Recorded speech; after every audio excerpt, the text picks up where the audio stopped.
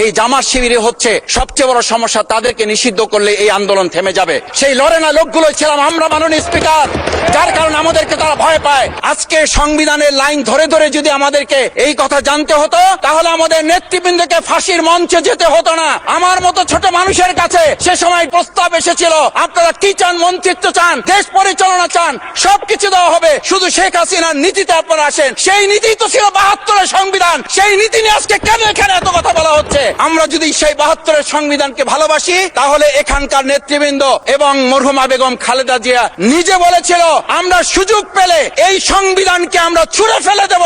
সেই সংবিধানের প্রতি আজকে বর্তমান সরকারি দলের কেন এত প্রেম জাগ্রত হয়েছে, এটা বাংলাদেশের মানুষের জানার অধিকার আছে। মাননীয় স্পিকার, এই মানুষ প্রতারিত হয়েছে, বেইমানি করা হয়েছে। পরিষ্কার বক্তব্য, গণভোটের প্রতি সমর্থন না জানিয়ে জুলাই সনদকে যদি আজকে ইগনোর করা হয়, তাহলে আমাদেরকে কিন্তু আবার সেই গুম